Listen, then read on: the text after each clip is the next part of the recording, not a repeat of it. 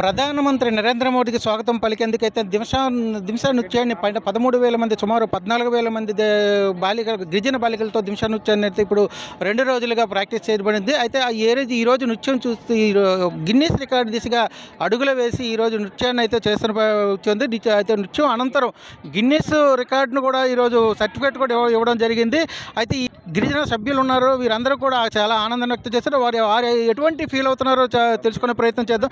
చెప్పండి, ఈరోజు Guinness record ఏదైతే ఈ దింసా నృత్యానికి రావడం ఒక అద్భుత ఘట్టం, ఇది ఏ విధంగా ఫీల్ అవుతున్నారు? చాలా హ్యాపీగా ఫీల్ అవుతున్నామండి.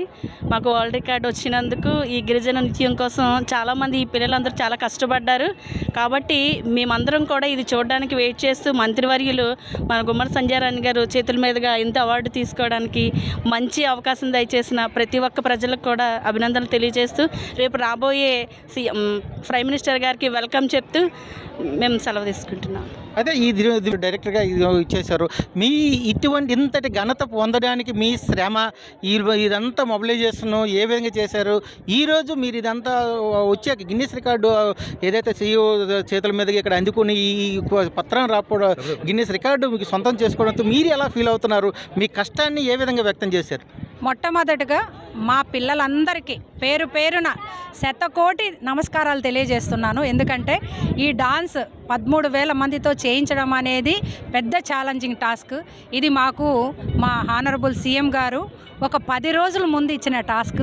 ఈ 10 రోజులు కూడా డే అండ్ నైట్ నాతో పాటు నా ఎంటైర్ టీమ్ ITDS అందరూ కూడా PO పాడేరు కానీ, PO Rampachodavaram, PO Seethampeta, PO Parvathipuram, అట్లాగే JCASR జిల్లా పూజ కూడా అందరూ పేరు పేరున మా టీంలో ఎంటైర్ టీం వర్క్ చేస్తే ఈ యొక్క సక్సెస్ రాగలిగింది.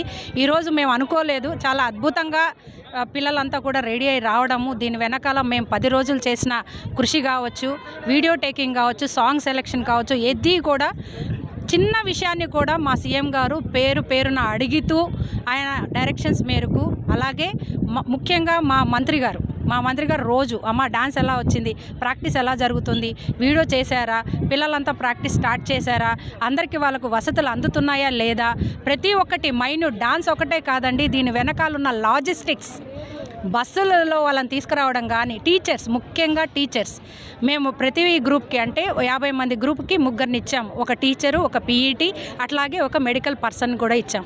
వాళ్ళు ముగ్గురు వీళ్ళని చాలా జాగ్రత్తగా వెన్యూకి తీసుకురావడం, ప్రాక్టీస్ చేయించడం, అలాగే వాళ్ళని గ్రౌండ్ మీదకి తీసుకురావడం, ఇదంతా కూడా ఒకరితో సాధ్యమైన విషయం కాదండి.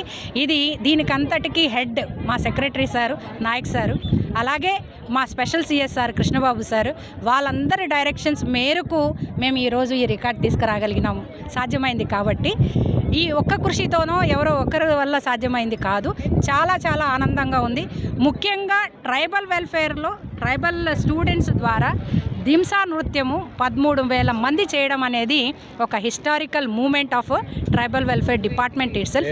ఆ డిపార్ట్మెంట్కి నేను డైరెక్టర్గా ఇప్పుడు ఉండడం నాకు చాలా చాలా చాలా ఆనందంగా, గర్వంగా కూడా ఉంది. Thank you so much.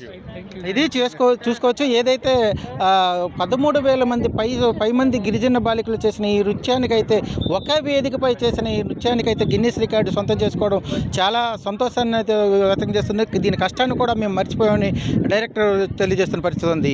ఇది దింసా నృత్యంపై తాజా సమాచారం. కెమెరా పర్సన్ మురళీకృష్ణతో నరసింహ, YKTV, విజయనగరం.